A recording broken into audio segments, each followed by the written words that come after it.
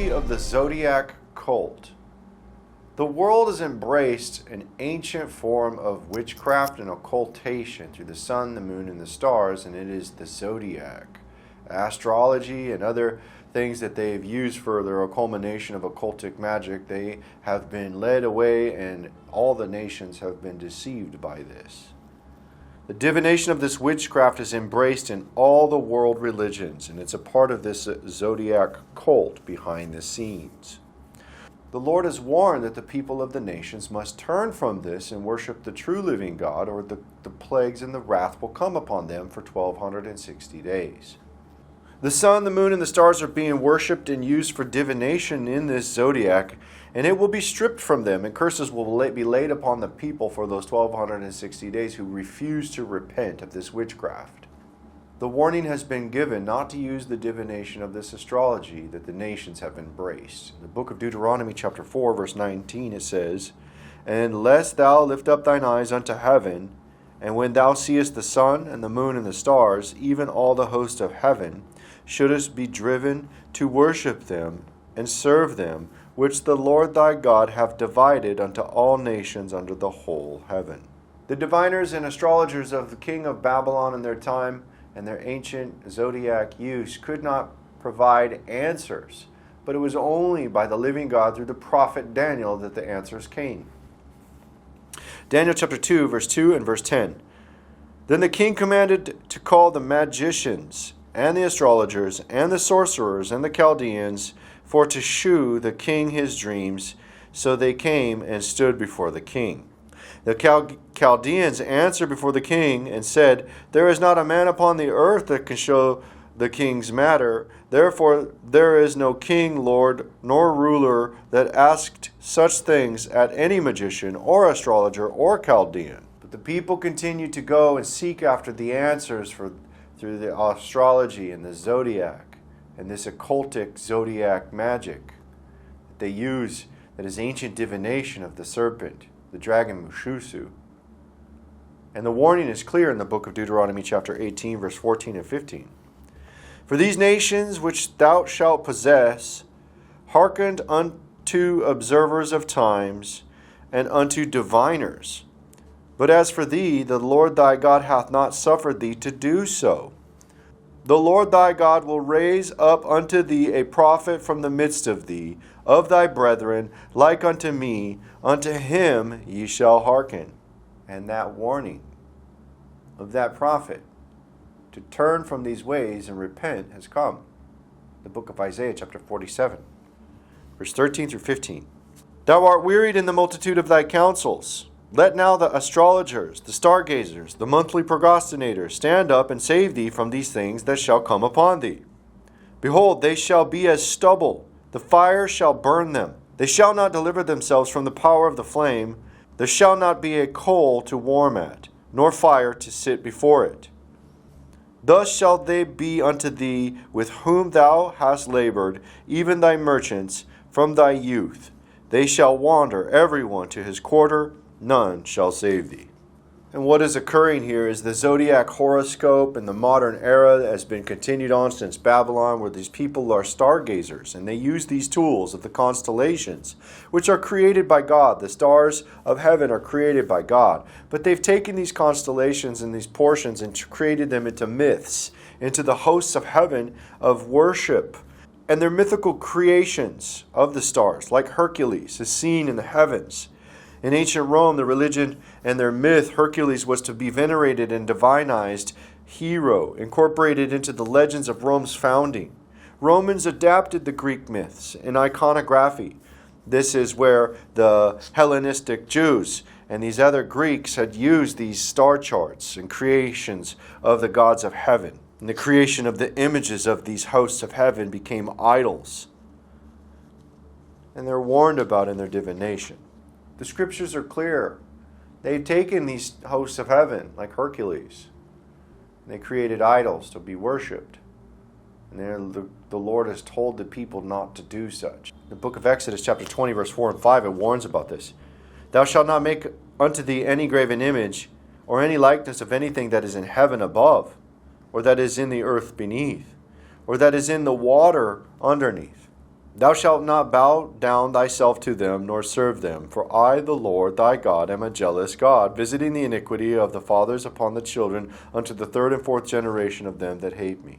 There are other myths of the gods of the Zodiac and their cult and divination that has continued on and spread throughout all the world's religions of the nations, even including Orion and the bear and Taurus, which is the bowl of heaven, which contains Pleiades.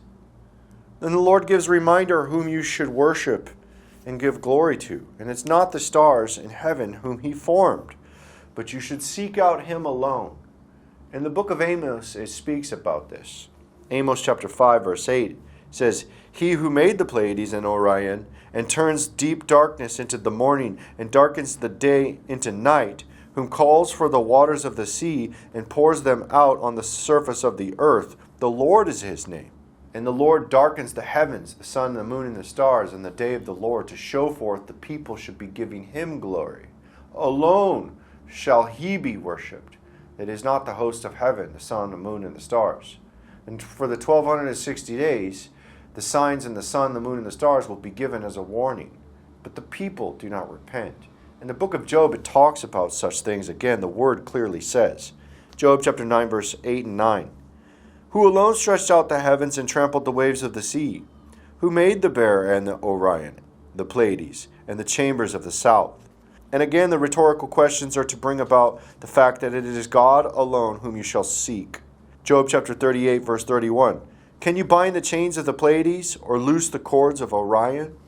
The judgment on the world will come, that they may see that it is Christ alone whom you shall worship, that the sun, the moon, and the stars, and the constellations are not what you should be worshiping and using for divination in your soothsaying and astrology for omens, looking for signs in the stars instead of looking for the truth from the Messiah. Isaiah chapter 13, verse 9 and 10. Behold, the day of the Lord cometh, cruel with wrath and fierce anger, to make the land a desolation and to destroy its sinners from it. For the stars of the heavens and their constellations will not give their light. The sun will be dark, and its rising, and the moon shall not shed its light. Some of the events are warned about stripping the sun and the moon and the stars to be able to give a warning to the earth. In the book of Revelation chapter 8, verse 12 it says, And the fourth angel sounded, and a third part of the sun was smitten, and a third part of the moon, and a third part of the stars, so as the third part of them was darkened, and the day shone not for a third part of it, and the night likewise. The pure blackness in the night that will be given to the people, because they have worshipped the sun, the moon, and the stars, as a judgment on the day of the Lord will become clear. In the book of Amos, chapter 5, verse 20 says, Shall not the day of the Lord be darkness and not light, even very dark, and no brightness in it? Christ will return and strip the heavens of their glory, so that the world may bow before him, and he will be the only sign left to see, the sign of the Son of Man in heaven.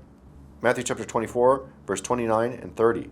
Immediately after the tribulation of those days shall the sun be darkened, and the moon shall not give her light, and the stars shall fall from heaven, and the power of the heavens shall be shaken. Then shall appear the sign of the Son of Man in heaven, and then shall all the tribes of the earth mourn, and they shall see the Son of Man coming in the clouds of heaven with power and great glory. The sign of the Son of Man in heaven is the sign of the bright morning star Venus conjunction with Saturn, Mars, and Jupiter and Venus. In the likeness thereof, the Son of Man will appear, the signs that they look to in the stars. But the signs of heaven will not be what they see. They looked at the stars, they looked at the constellations thereof in the Venus conjunction, but what they will see is Christ coming out like the bright morning star Venus with three angels. Revelation chapter 14, verse 14 says, And I looked, and behold, a white cloud, and upon the cloud one sat like unto the Son of Man, having on his head a golden crown, and in his hand a sharp sickle. And then another angel follows after him. Revelation chapter 14, verse 15. And another angel came out of the temple, crying with a loud voice to him that sat on the cloud, Thrust in thy sickle and reap, for the time is come for thee to reap, for the harvest of the earth is ripe. And then another angel comes out. Revelation chapter 14, verse 17. And another angel came out of the temple which is in heaven, he also having a sharp sickle. Another angel comes out forth from the altar. Revelation chapter 14, verse 18. And another angel came out from the altar, which had power over fire, and cried with a loud cry to him that had the sharp sickle, saying, Thrust in thy sharp sickle, and gather the clusters of the vine of the earth, for their grapes are fully ripe. So we see that because the earth did not heed the warning, the things that they're looking to and worshiping will become the vessels of their judgment and their destruction. They look to the Venus conjunction and the stars and the constellations as signs. Christ will give them the sign that he is the bright morning star, Venus, with his 3 stars, which are angels, coming out with sickles to reap them for their wickedness and their refusal to repent of their zodiac astrology and their zodiac cult that they use for their Babylonian magic. Revelation chapter 2, verse 26 through 28. And he that overcometh and keepeth my works unto the end, to him will I give power over the nations.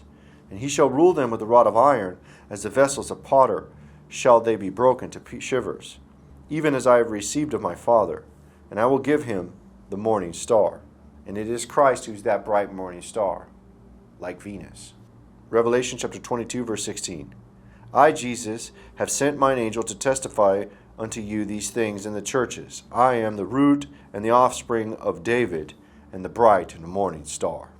It is Christ alone who is the bright morning star that will be seen revealed in the black sky and the darkness first. And it is him alone whom you shall worship, and all the nations will mourn when they see that sign of the Son of Man in heaven. The warning is clear, it has been given, and it will be given for 1260 days, as it's written in the book of Deuteronomy chapter 18 about the diviners, the astrologers, and all those, that the Lord will rise up a prophet among them, like Moses, to warn the people, to keep the commandments, to not break the commandments, to worship these idols, to bow down to these things in the sun, the moon, and the stars. The people refuse to do so in the end. Therefore, those who refuse to repent will see the wrath. The sun will be stripped, the moon will not shed her light, and the heavens above will no longer shine the constellations of the things that they worship, and they will be given the sign of the Son of Man in heaven, come down to reap them of their wickedness. And this is the warning to repent for those who are practicing divination of the zodiac, practicing the occultations and their divining of the sun, the moon, and the stars, and the zodiac signs and alignments that they look for. And this is the prophecy of the zodiac cult.